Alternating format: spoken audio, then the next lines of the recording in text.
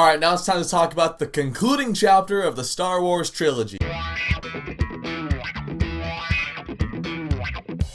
Return of the Jedi came out in 1983. This movie's coming off the heels of two of the biggest movies of all time, and what is so far looking like one of the best trilogies of all time. So can Return of the Jedi stick the landing? It does. It stumbles along the way a little bit, but it does stick that landing. Return of the Jedi starts, and they kind of have to pick up some of the loose ends from Empire. So Luke and his crew, they gotta go and rescue Han from Jabba the Hutt. And the way this movie starts is kind of fun. It's very similar to the original Star Wars, where for the first bit of the movie, you really focus on R2 and C-3PO. So they go to Jabba's palace, and you actually get to see Jabba the Hutt for the first time. And I love Jabba's palace. I love the whole nightclub gangster type of feel that they have. The animatronics and the puppetry on Jabba still look amazing to this day. There's nothing dated about it. And through this whole little section of the movie, again, you're following the two droids, but you kind of get little morsels along the way of what's happening. I reviewed Dunkirk recently, and I said that Dunkirk kind of throws you into the action, and I didn't get a chance to learn the characters. But with Return of the Jedi, they do throw you into the story right away, but you've already had two movies with a lot of these characters, so it does work a lot better for me, because you have about the same amount of knowledge that R2 and C-3PO seem to have of this whole situation, of what's going on with the plan to get Han. So the whole time C-3PO is all bumbling around, he's really confused at what's going on. So while the droids are prisoners, then this bounty hunter comes in and he brings in Chewie as a prisoner. And then you're thinking to yourself, oh no, they got Chewie too? And then as Chewie's being led away, you see one of the guards reveal his mask and it's Lando, and you're like, oh, Lando's here. Well, he's a familiar face, so what's going on here? And then that night, the bounty hunter goes and frees Han Solo, and you're thinking to yourself, like, who's this bounty hunter? You have hibernation sickness. The effects will wear off momentarily. The bounty hunter takes her helmet off, and it's Leia! Oh, Leia's here, Han's here, Lando, Chewie, the whole gang's back together. For a second, until Leia gets captured by Jabba, and Han gets thrown into prison with Chewie, and then enter Luke Skywalker. Now, when Luke walks in this movie, you can definitely tell something's different about him. The guy's in all black, he's got a black cloak on, he's a little bit darker, he's not the kid that he was in Star Wars and Empire. He ends up choking one of Jabba's little minions, who reminded me of the Moblins from Zelda. He talks to Jabba, he's like, hey, release my friends. Jabba says no, and then Luke grabs a blaster, he tries to shoot Jabba in the face, and then he gets thrown into the Rancor pit, and the Rancor scene I also still really like. There's some shots in it that don't hold up that well, mainly shots when it's not the full body Rancor, because the stop motion, the puppetry on that still looks amazing. But it's some of the stuff, like when the Rancor picks Luke up, you know, it's just a giant mechanical arm. Luke beats the Rancor, and I've always felt really bad for the Rancor owner. I don't know why. You know, the big, fat, like, hairy guy that walks in, he's all...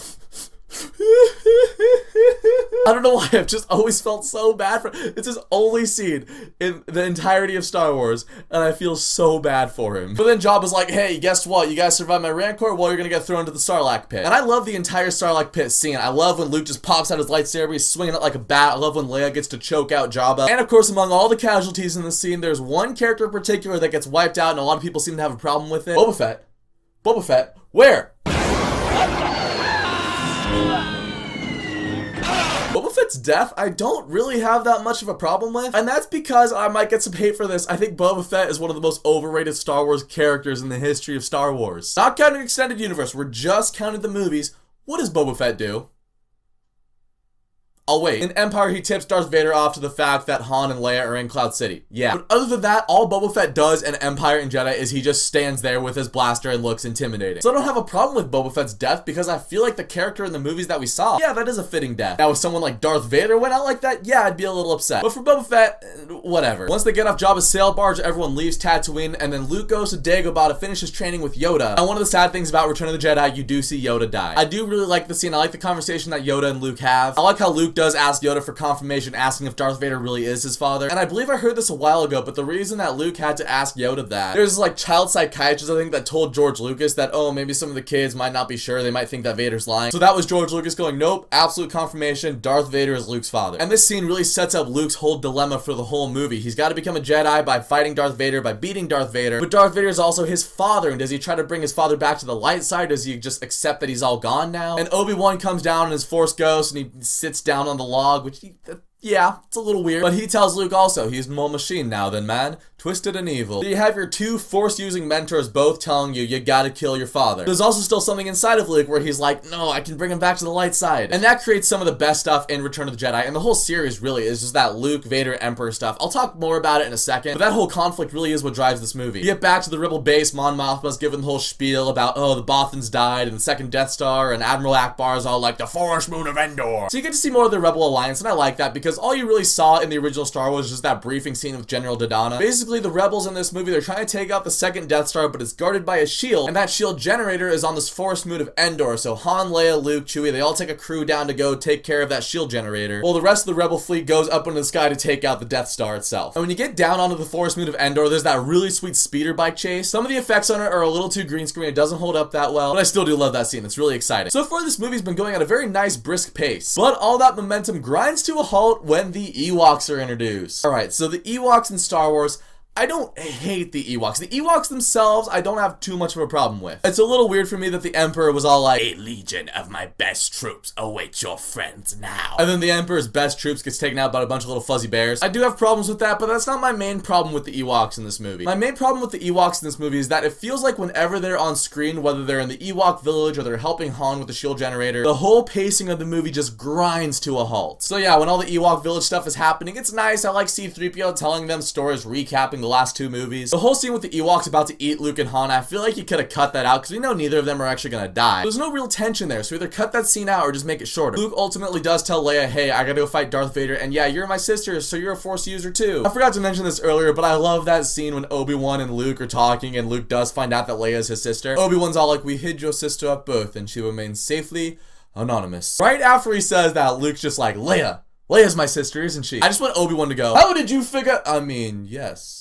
Yes, she is. It's just hilarious to me how quickly Luke was able to figure that out. But yes, Luke does leave the camp and he surrenders to Vader. Now it's Vader and Luke and the Emperor all in the throne room on the Death Star. Like I was saying earlier, all the stuff with Palpatine, Vader, and Luke in this movie, I absolutely love. This is really the first time you get to see the Emperor in this series. I mean, there's the little hologram in Empire, but it's the first time you see Ian McDiarmid playing the Emperor, and I love Ian McDiarmid as the Emperor. He's so fun. Use your aggressive feelings, boy. Drag me down and take your father's place at my side. The whole time the Emperor is taunting Luke, he's telling him, yeah, all your friends are walking into a trap. The Emperor is taunting Luke, he's trying to get him to turn to the dark side, and you can tell Luke is kind of conflicted. He is giving the Emperor a lot of sass, but he's also like, I want to listen to my father. My father's telling me don't resist, but there's still good in him, and I can bring him back, and I know the good side of the Force is still in him. So it's all really good stuff there. And with Star Wars, as far as these finales go, there's really just an escalation that goes on throughout the trilogy. In the original movie, Star Wars, the rebels are going to fight the Death Star. There's one thing that's happening there. Empire Strikes Back, you have Luke versus Vader, as well as Leia and Lando trying to get out of Cloud City. Two things are happening. And now in Return of the Jedi, you have Luke and Vader and the Emperor in the Death Star. You have Han, Chewie, Leia, C-3PO. They're all on Endor trying to take out the shield generator with the help of the Ewoks. And you have the space battle with the rebels, them trying to take out the Death Star. Like I already said, I love all the stuff with Luke, Vader, and the Emperor. The stuff with Han and Leia on Endor, that's the thing for me that whenever they cut back to that, again, I don't know if it's because of the Ewoks or not, but I do feel like some of the tension and the pacing of the movie is lost there. I think those scenes just drag on for a little bit too long, and granted, they're in a pretty enclosed space. There's not a lot you can do just being right outside of that shield bunker. There's not to say there aren't a couple cool scenes in there. I like when Leia gets shot and then she has the blaster and Han says, I love you, and she says, I know, just like they did in Empire, but now it's reversed. But yeah, the Ewoks with their slingshots just chucking rocks at the stormtroopers and the stormtroopers getting knocked out because of it. It's weird. I don't really buy all of it. However, all of the space battle stuff, I absolutely love. I think it was the best space battle in movie history until Rogue One came out. And all this space battle stuff has one of my favorite characters in Star Wars history, Nine Nub. Yeah,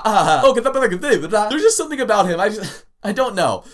He kind of creeps me out, but at the same time, I really like it. And of course, you have Admiral Akbar, another classic Star Wars character, and the rebels find something out about the Death Star. It's a trap. Yeah, the Death Star's operational, so Lando, Nine Nub, Wedge, all the other pilots, they're just trying to evade this thing until Han can get that generator down. And while all that is going on, you have the stuff going on inside of the Death Star, again, with Luke and Vader and the Emperor trying to bring Luke over to the dark side. I love the shot when Luke kind of snaps for a second, he grabs his lightsaber from the Emperor, and he tries to crack the Emperor over the face. I love that image of the two blades crossed with the Emperor cackling right behind it, because George Lucas has said that the entire Star Wars saga, it's kind of a family drama, it's a tragedy, it's a soap opera. He also said it's a kid's movie, but it can be both things. But what those two blades really symbolize for me is this family that's been ripped apart. You have the father, you have the son, and then behind that fighting, you see the person behind it all just laughing at his evil plan. I love that image. And then there's the actual Luke and Vader fight, which is my favorite lightsaber fight apart from the one in Empire. Luke doesn't really want to fight him, he wants to bring him back, but a couple times you do see Luke kind of hinting towards the dark side. But then every single time the Emperor opens his mouth and he's doing the whole good, then you can tell Luke kind of snaps out of it. But the greatest scene in Return of the Jedi, one of the greatest scenes in Star Wars history, Luke falls off this little platform, no one really saw where he went, they're in the shadows, Vader's trying to hunt him out, and the whole time Vader's taunting him, he's like, join me, there's no escape. And Luke is telling him like, I won't fight you, you're my father, and the whole time Luke has half his face in the shadow, half his face in the light, and then Vader with the Force finds out Luke has a twin sister, and he tells him, oh, you have a twin sister. And then Vader tells Luke, if you won't turn to the dark side,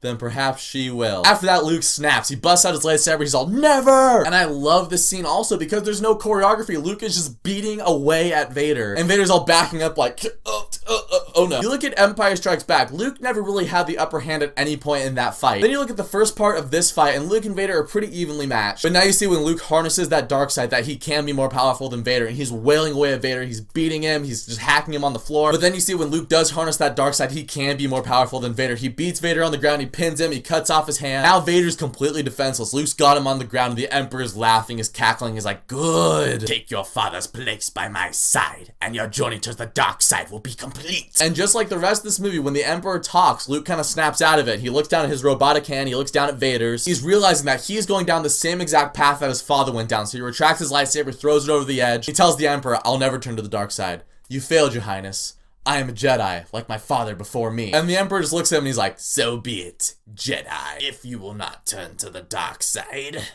then you will be destroyed. And then the Emperor just shoots lightning out of his fingers at Luke. This is something we've never seen in Star Wars before. This is crazy. You have this weak old man throughout the majority of this movie, and all of a sudden he's just barbecuing Luke with his fingertips. It's intense. But I love this scene. You see Vader, the camera stays on Vader. He's looking back at Luke. He's looking at the Emperor. He's conflicted. After a good amount of silence from Vader, again, the Emperor's just frying Luke. Luke is calling out to his father for help. Vader turns over to the Emperor, just picks him up and hauls him into that energy generator, whatever it was, at the bottom of the Death Star. He blows up and he's dead. And it's a perfect scene. It's awesome. I love it. I don't know why Lucas had to change it. And I guess I should talk about the special editions because for all of these reviews, I've just been pretending that they don't exist. The special editions for me, they're like CGI in a movie, or let's say like a drummer in a band. When the special edition changes, or CGI in a movie, or the drummer in a band, when they're good, no one notices and everyone's just coasting along like, oh yeah, it's good. But when they mess up big time. It's amazing how much CGI is in a movie. There's some things you don't think are CGI, they completely are. You look at the Avengers, there's some really cool behind the scenes stuff in the Avengers. Well, obviously there's a lot of CGI in the Avengers, but even just parts of New York City they had to CGI because they couldn't block off an entire city. There's a lot more CGI in that movie that I wasn't aware of. And the special edition changes are kind of the same. You look at the Death Star attack in the first Star Wars movie, there are actually a couple of special effects shots that have changed from the originals to the special editions. And I think that some of those special effects changes do look okay. They're not that noticeable. And Empire Strikes Back, it's a good example. He added windows to Cloud City. That looked kind of cool. But then you get to all the weird stuff, like all the weird CGI, the big fat CGI dinosaur in the Mos Eisley scene, Greedo shooting first, that weird dance number in Jabba's palace, Vader yelling no at the end of Return of the Jedi. So I won't say the special edition changes are all bad, because I do think George Lucas has added in a few things that do make them kind of cool. But I do think that when he does change it changes up a little too much, and for me, with the special editions, the bad just really outweighs the good. So I don't go with them. I go with the despecialized editions. They're great. Now, after the Emperor's death, Vader's short-circuited his whole thing with the electricity that Palpatine's throwing out, so Vader's about to die. And I do love the shot of Luke helping the dying villain of this entire series just walk while everyone else is running around for their lives trying to get away from the Death Star. When Vader does take off his helmet, it's a really sobering image because you're just like, you're an old, broken man. Again, just going back to the special edition changes really quickly, he CGI'd the eyebrows off of Sebastian Stan, and that's a change that's minor and it doesn't really affect the movie overall, so it's one of those changes like I'm fine with. But I do love the conversation that Luke and Vader has before he dies. Vader tells Luke, tell your sister that you were right, there was still good in me. And then we cut back to the Millennium Falcon and Wedge, and they're going into the Death Star, they're trying to take it out, and I love all of the effect shots in there. It still looks amazing. You get some more great Nine Numb action. You have when they just explode out and Lando's all, yahoo! Nine Numb's just like, yeah, Again, I don't know why I love Nine Numb so much, I just do. He's hilarious. Luke has a little funeral for Vader, which is kind of sad because Luke is the only one in attendance. But then the Death Star is destroyed, the rebels all go down to Endor to celebrate, and I do really like the small little celebration on Endor. In the special edition, you do see some other planets celebrating, but there's something kind of fun, just like the small Rebel Alliance having a little party on Endor singing, yup, yup. Yep. Luke is reunited with Leia and Han, and then he goes and he sees the Force ghost of Obi-Wan and Yoda. And then there's one more person who you haven't really seen before, and you're like, who is that? Oh, that's Darth Vader, Anakin Skywalker. And I do love that. I especially love how Obi-Wan and Anakin are both there because you heard these stories from Obi-Wan. Anakin Skywalker was a cunning warrior, a good pilot, a really good friend. And to see those two old friends reunited with Yoda in the middle, there's something really nice about that. And after that, the movie's done. The entire Star Wars trilogy has come to a close. So do I really like Return of the Jedi? I do. Does the movie have problems? Yeah, it does. Again, some of the special effects shots don't really hold up that well. All the stuff with the Ewoks, I feel like the pacing just really drags. But all of the Death Star stuff and the Millennium Falcon stuff, it's all so good that I can kind of look past the Ewoks. It is my least favorite movie in the Star Wars trilogy, but again, these are some of the greatest movies of all time. So it's a step down, but it's still really good. And so Return of the Jedi, have you seen it? What did you think about it? Let me know down in the comments. And thank you so much for watching this video. If you guys liked it, you can click subscribe and check out some of my other videos, and I'll catch you guys next time.